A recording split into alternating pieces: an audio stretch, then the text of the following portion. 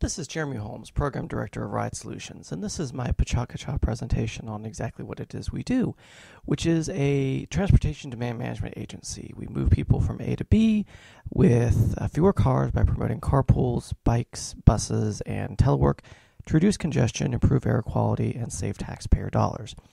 I got into this business at an early age when I rode my family's pony Paiute to elementary school in San Diego, California. This is me and my sister on one of those rides, and I credit a lot of my interest in alternative transportation to the fact that I left California before I learned to drive and grew up walking and riding bikes everywhere I went. Now, California is, after all, the land of the car. For example, Los Angeles was one of the first major cities built in the U.S. after the beginning of the automobile age, and it's laid out on the sprawling scale of the automobile rather than a human scale of walkable neighborhoods and access to public transit. In fact, there are theories that suggest LA's particular flavor of gang culture, as reflected in the video game Grand Theft Auto San Andreas, is a function of their transportation. The theory goes that the lack of public transit in LA resulted in isolated neighborhoods, reinforced poverty when people who couldn't afford cars couldn't get to jobs, and essentially balkanized the city.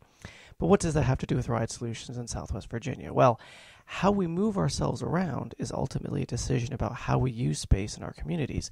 That space defines much of the rest of our community, the space between us and our neighbors, how we interact with them, the kinds of buildings we build and what we do with them, the kinds of businesses that exist around us, and even the aesthetics of our neighborhood.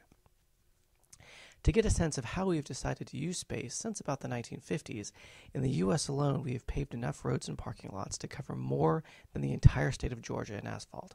In road length, the U.S. has paved enough miles to circle the Earth at the equator 157 times. And this is just the U.S. Think about the space worldwide dedicated to roads, and it becomes pretty staggering. Now, it's important to remember that transportation isn't a thing. It's an activity, a way to get from A to B. It's not something you do for its own sake unless you're cruising the Blue Ridge Parkway. It's a means to an end. An automobile isn't transportation. For that matter, neither is a bicycle.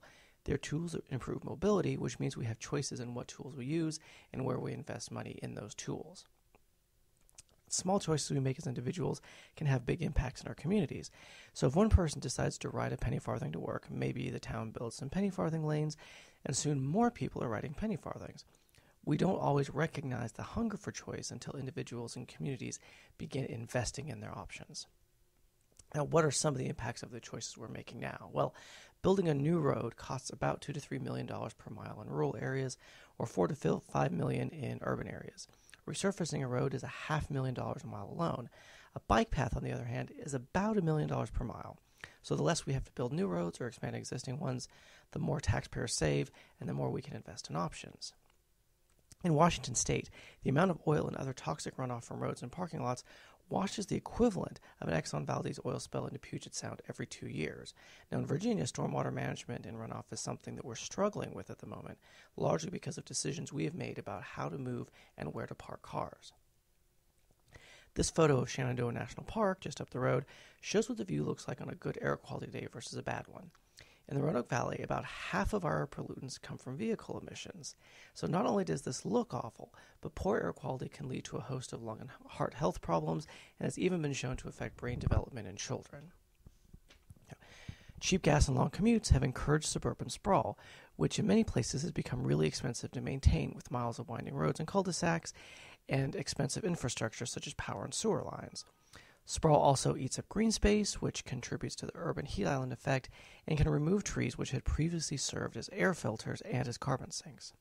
Now, some less frightening impacts of choices we can make are complete streets, which are designed to support all modes of transportation and to make the streetscape a safe and inviting place to be, whether you're walking, biking, waiting for the bus, or driving, and to allow more interaction between the street and buildings along it.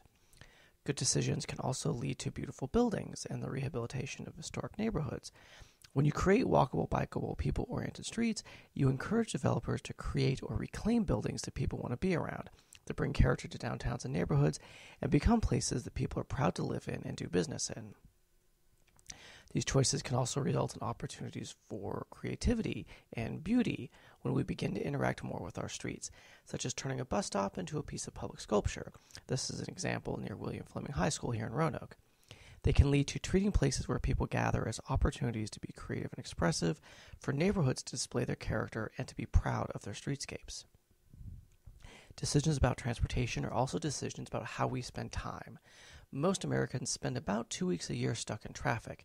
We could instead spend that time exercising on a bike commute, reading a great novel while riding the bus, socializing in a carpool, or spending more time with our families if we were able to telework a couple of times a month. Less space needed to move cars also means more room to create places to play. The greenways in Roanoke and Blacksburg are a great example and are consistently cited as some of the region's best amenities.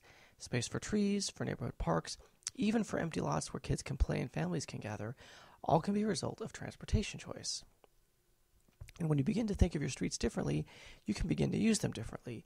You can dress in costumes and ride tiny bicycles down Mill Mountain, as Roanoke Star Bombers have done. Or you can close off downtown Roanoke for an afternoon and let people hula hoop, throw frisbees, skateboard, and put on a fashion show, as we did at this year's 2012 Open Streets Festival. But perhaps more importantly, getting out of your car and making room in your communities for people who aren't in cars will tie your neighborhood closer together. You'll interact more with your neighbors, with your local businesses, and with your streetscape. Just ride a bike to the store at work once, and I guarantee you'll see things in your own neighborhood that you have never noticed before.